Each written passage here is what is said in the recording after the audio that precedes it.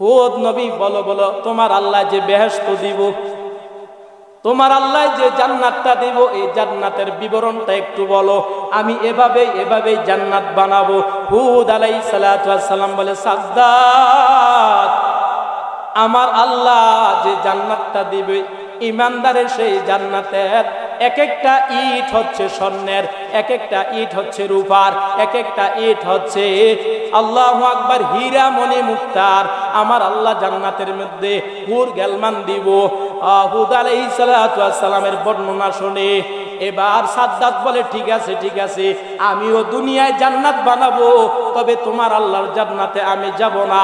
নিজে প্ল্যান করলেন, যেভাবে প্ল্যান করলে জান্নাত আল্লাহর জান্নাতের মতো দুনিয়ায় জান্নাত বানানো যায়, সাদ্দাত পরিকল্পনা করলেন। একজন নয়, দুইজন নয়, একটা প্ল্যান করলেন সাদ্দাত। কেমন প্ল্যান? একটা বিল্ডিং বানাবে স্বর্ণের ইট দিয়া, রূপার ইট দিয়া, হীরা দিয়া, মণিমুক্তা দিয়া ইট বানাবে, জান্নাত বানাবে। এই জন্য পরিকল্পনা কইরা 30,000। জান্নাতটা কত বড়? বলে জান্নাতটা হচ্ছে 120 মাইল, যেটা কুমিল্লা জেলার চেয়েও বড়, চট্টগ্রাম জেলার চেয়েও বড়। 120 মাইল চওড়া হচ্ছে, 120 মাইল লম্বা হচ্ছে বিল্ডিং, আর চওড়া হচ্ছে 50 মাইল। কত বড় একটা বিল্ডিং এর পরিকল্পনা নিছে সাদ্দাত। কেন কেন? সে আল্লাহর জান্নাতে ঢুকবে না। হুদ আলাইহিস সালাতু ওয়াস সালাম তাকে জান্নাতের খবর দিয়েছে, আল্লাহর জান্নাতে যাইতে পারবা, বিনিময় হচ্ছে আল্লাহর উপর ঈমান আনতে হবে। ঈমান বলো লা ইলাহা ইল্লাল্লাহ। এই কথা স্বীকৃতি সাদ্দাত দেয় না, বরং ঘাউরামি করছে, অহংকার নিছে, টাকার ক্ষমতার বাহার দেখাইয়া সে হুদ আলাইহিস সালাতু ওয়াস সালামকে বলছে, আমি জান্নাত বানাবো। বড় পরিকল্পনা নিয়া 120 মাইল বড় লম্বা বিল্ডিংটা, 50 মাইল দৈর্ঘ্য প্রস্থ, এই বিল্ডিং এর জন্য 30,000 ইঞ্জিনিয়ার একত্র করছে। 30,000 ইঞ্জিনিয়ার যদি একটা বিল্ডিং বানায়, সেখানে শ্রমিক কত হাজার লক্ষ। এমন বড় পরিকল্পনা নিয়ে 30,000 ইঞ্জিনিয়ারে লাগায়া দিছে। সাদ্দাত আল্লাহর জান্নাতে ঢুকবে না, আল্লাহর বেহেশতে যাবে না, দুনিয়ায় বেহেশত বানাবে, দুনিয়ার বেহেশতে ঢুকবে। হাজার হাজার কোটি কোটি মিলিয়ন বিলিয়ন টাকা দিয়া দুনিয়ায় জান্নাত বানাবে, হুর গেলমান বানাবে। কাজ শুরু করে দিছে, অনেক বড় জান্নাত। জান্নাত এখন উদ্বোধন করবে, জান্নাতের গেটে ঢুকবে। জান্নাত এখন হুদ আলাইহিস সালাতু ওয়াস সালাম বলছিলেন, জান্নাতের মধ্যে আমার আল্লাহ হুর গেলমান দিবে। যারা ইমানদার, যারা আমার আল্লাহর মানে, যারা আমার আল্লাহর গোলামি করে, যারা আমার আল্লাহর গোলামি করে, তাদেরকে আল্লাহ জান্নাত দিবে। হুদ নবীর কথা শুনিয়া এবার সাদ্দাত তার দেশের সুন্দরী সুন্দরী মহিলাদেরকে নিয়া, মেয়েদেরকে দিয়া জান্নাতের গেলমান বানাইছে, হুর বানাইছে। বানাইয়া জান্নাত উদ্বোধন করবে, জান্নাতের গেট উদ্বোধন করবে। পিছনে র্যাবের বিলিটিয়ন, আল্লাহু আকবার, পিছনে র্যাব বাহিনী, সেনাবাহিনী, পুলিশ বাহিনী, বিভিন্ন বাহিনী নিয়া সাদ্দাত জান্নাতের গেট উদ্বোধন করবে। চতুর্পাশে সুন্দর পরিবেশ। এমন সময় জান্নাতের ঢোকার আগ মুহূর্তে সাদ্দাত ঘোড়ার উপরে ছিল, ঘোড়ার উপরে থাইকা এখন জান্নাতের গেটে মাত্র পাড়া দিবে। এমন সময় আমার আল্লাহ ডাক দেয়া কয়, আজরাইল কই? যাও যাও যাও, যে সাদ্দাতরে আমি ক্ষমতা দিলাম, যে সাদ্দাতরে আমি টাকাওয়ালা বানায়া দিলাম, যে সাদ্দাতে আমার আল্লাহর জান্নাতে যাবে না, সে নিজে জান্নাত বানাইছে, যাও আর দেরি করিও না, তার জান্নাতে ঢুকার কোনো অনুমতি নাই, তুমি তার রূহ কবজ করে আনো। এবার মালাকুল মাউত রূহ কবজ করার জন্য, রূহ কবজ করার জন্য, সাদ্দাতের রূহ কবজ করার জন্য মানুষের বেশে, মানুষের বেশে, একটা বৃদ্ধ মানুষের বেশে আইসা গেটের সামনে দাঁড়াইছে। ও সাদ্দাত, একটা পাও গোড়ার থেকে নামাইছো, আর একটা পাও নামাইও না। সাদ্দাত মনে করছে, তুমি কে? তোমারে তো ভিক্ষুকের মতো লাগে, তোমারে ভিক্ষা দেওয়ার সুযোগ আমার নাই। এবার ওই লোকটা মালাকুল মাউত, যিনি মানুষের সুরত ধরে আসছে, ডাক দেয়া কয়, সাদ্দাত নাম, নাম কানে কানে একটা কথা শোন। সাদ্দাত বলে, কথা বলার, কথা শোনার টাইম নাই আমার, তুমি কে? এখান থেকে চলে যাও। এবার ওই বৃদ্ধ লোকটা মালাকুল মাউত যে সুরত ধরছে, ডাক দিয়া কয়, সাদ্দাত রে, আমি তো ভিক্ষুক না, আমি হইলাম মালাকুল মাউত আজরাইল। এবার সাদ্দাত ডাক দিয়া কয়, মালাকুল মাউত আজরাইল, আমি 1700 বছর পর্যন্ত এ দেশের বাহাদুরি করছি, ক্ষমতা আমার হাতে ছিল, আমার বড় পাওয়ার, আমার অনেক ধন সম্পদ। দেখো আমি 300 বছর লাগাইয়া একটা জান্নাত বানাইছি, 300 বছর লাগাইয়া জান্নাতটা বানাইছি অনেক সুন্দর কইরা, হুর গেলমান দিয়া, হুর গেলমান জাতনি নিয়ামত হায়ে তু, হুর গেলমান জাতনি নিয়ামত হায়ে তু, সবসে বরকর নিয়ামতে দিদারে তু। এবার সাদ্দাত ডাক দেয়া কয়, আজরাইল, আমার 1700 বছরের যত কিছু আছে তোমারে সব দিয়া দিব, আমার এই বিশাল জান্নাতটা আমি তোমারে দিয়া দিব, তবে 350 বছর লাগাই আমি যে জান্নাতটারে বানাইছি, বড় আশা, একটু দেখার জন্য তুমি আমারে অনুমতি দাও। মালাকুল মাউত আজরাইল ডাক দেয়া কয়, আমার আল্লাহ নিষেধ করছে, তোর জান্নাতও তোরে ঢুকাবে না, তুই বড় অহংকারের ভাব নিয়ে বলছিলি তোর জান্নাতে তুই ঢুকবি, আমার আল্লাহর ঘোষণা, তুই জান্নাতে ঢুকতে পারবি না। মালাকুল মাউত আজরাইল রূহ কবজ করে নিয়ে গেলেন। আল্লাহ পাক রব্বুল আলামিন ডাক দিয়া বলেন, ও মালাকুল মাউত আজরাইল, তোমার কাজ তো হচ্ছে মানুষের রূহ কবজ করা, মানুষের জান কবজ করা। বলো বলো। অনেক কথা বলতে গিয়ে এক পর্যায়ে আল্লাহ তাআলা মালাকুল মাউতরে বলে, ও আজরাইল, তুমি যে মানুষের রূহ কবজ করো, তুমি যে মানুষের জান কবজ করো, বলো বলো বলো, এমন কোন মানুষের রূহ কবজ করতে গিয়া তোমার কোনো ব্যথা লাগছেনি, তোমার কোনো কষ্ট হয়েছেনি? ডাক দেয়া কয়, মালাকুল মাউত, আল্লাহ, আল্লাহু আকবার। মালাকুল মাউত ডাক দেয়া বলো, ও আমার আল্লাহ, তুমি আমার যে কাজের জন্য বানাইছো, 24টা ঘন্টা তোমার হুকুমের তাবেদারি করে, অনুসরণ করে, তুমি যেমনে বলো তেমনেই মানি, কিন্তু আমার জীবনে আমি 2টা মানুষের রূহ কবজ করতে গিয়া কান্না এসে গেছে, বড় ব্যথা, বড় কষ্ট লাগছে। আল্লাহ বলে, কার কার? আল্লাহু আকবার। মালাকুল মাউত বলে, আল্লাহ, একদিন তুমি আমারে এমন এক জায়গায় রূহ কবজ করার জন্য পাঠাইছো, একটা জাহাজ সাগরের ভিতরে চলতেছে, সাগরের মধ্যে উত্তাল ঢেউ, রঙ্গ তরঙ্গমালা শুরু হয়ে গেছে, এমন ভাবে তুফান শুরু হয়ে গেছে, ঘূর্ণিঝড় শুরু হয়ে গেছে, সাগরের ঢেউ উতাল পাতাল শুরু হয়ে গেছে। আল্লাহ, এই সাগরের মধ্যে জাহাজটা ধ্বংস হয়ে গেছে, অনেক মানুষ মৃত্যুবরণ করছে। এমন এক সময় জাহাজ ডুবিয়ে যাওয়ার পরে মানুষ মারা গেছে। একজন মহিলা, প্রেগনেন্ট মহিলা, সে প্রেগনেন্ট মহিলা একটা কাঠের উপরে সে অনেক কষ্ট করে ভাসতেছিল। আল্লাহ, এই প্রেগনেন্ট গর্ভধারিণী মহিলাটা ভাসতেছিল। এক পর্যায়ে দুনিয়ার কোনো মানুষের গর্ভ হলে, কোনো মায়ের যখন গর্ভ সময় হয়ে যায়, বাচ্চা প্রসবের সময় হয়ে যায়, কত মানুষ আসে, ডাক্তার আসে, নার্স আসে, কত রঙের দায়ী মহিলারাও আসে প্রসব করার জন্য। আল্লাহ গো, তোমার এই বান্দি, এই মহিলাটা সাগরের মধ্যে, উত্তাল সাগরের মধ্যে তার প্রসব বেদনা শুরু হয়েছে। আমরা জানি, আল্লাহু আকবার, একজন মা যখন বাচ্চা প্রসব করে, ভালো মতো বাচ্চা প্রসব করার পর যদি বেঁচে থাকে, আল্লাহু আকবার, আমি আর আপনি জিহাদের ময়দানে গিয়া যুদ্ধ করতে করতে, আল্লাহর রাস্তায় যুদ্ধ করতে করতে, আমি আর আপনি যখন গাজী হইয়া যুদ্ধের ময়দানে গিয়া আল্লাহর রাস্তায় যে সওয়াব কামাই, একজন মহিলা বাচ্চা প্রসব করিয়া ঘরের ভিতরে সেও একজন গাজীর সওয়াব তার আমলনামা আল্লাহ লেখা দেন।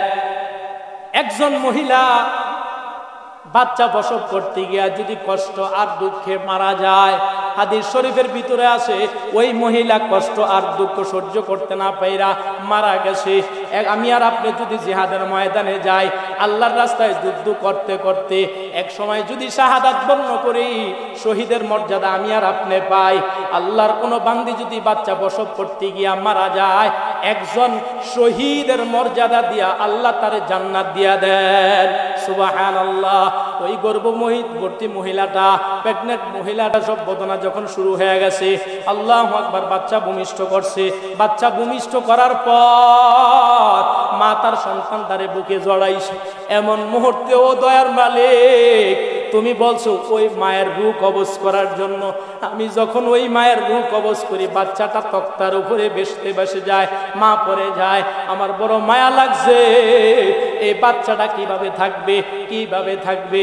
আমার আল্লাহ পাক রব্বুল আলামিন বলেন, ও মালাকুল মাউত, ও আমার আজরাইল, যার রূহ তুমি কবজ করলা, তুমি জানোনি কি হয়েছে, ওই বাচ্চাটা কিভাবে। আমি আল্লাহ পাক রব্বুল আলামিন পানিরে অর্ডার করলাম, পানিরে, এ আমার পানি, আমার এই শিশু বান্দাটারে কোনো জ্বর, কোনো সাগরের ঢেউ, কোনো ক্ষতি যেন না হয়। তোমরা পানিরা বাসায়া বাসায়া তারে কিনারায় নিয়ে যাও। আল্লাহর হুকুম, মাকলুক পানি আস্তে আস্তে বাসায়া কিনারার দিকে নিয়ে গেছে। আল্লাহু আকবার, একটা ভাগ তার বাচ্চা প্রসব হয়েছে। আল্লাহু আকবার। আল্লাহ বলেন, ও মালাকুল মাউত, বাঘের বাচ্চাগুলার আমি রূহ কবজ করে নেই, বাঘের বাচ্চাগুলো আমি মেরে ফেলি।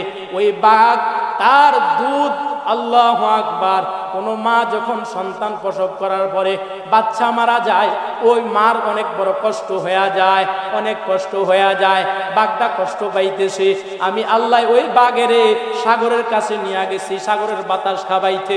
এক পর্যায়ে ওই বাচ্চাটারে আমি আল্লাহ পাক রব্বুল আলামিন, আমি আল্লাহ পাক রব্বুল আলামিন বাঘের দুধ খাবাইয়া আস্তে আস্তে আমি লালন পালন করিয়া আমি তারে বড় বানাইলাম, আমি তারে কোটিপতি বানাইলাম।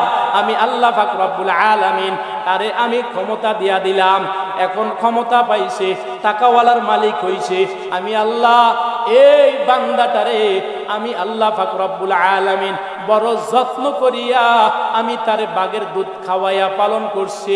যেই সাদ্দাতের রূহ তুমি কবজ করলা, এই সাদ্দাতে হলো ওই বাচ্চাটা। সুবহানাল্লাহ। আল্লাহ তাআলার ক্ষমতা কত বড়, কত বড়।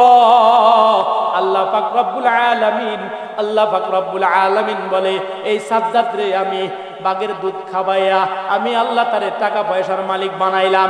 1700 বছর পর্যন্ত ক্ষমতা চালাইছে, ক্ষমতা চালাইছে।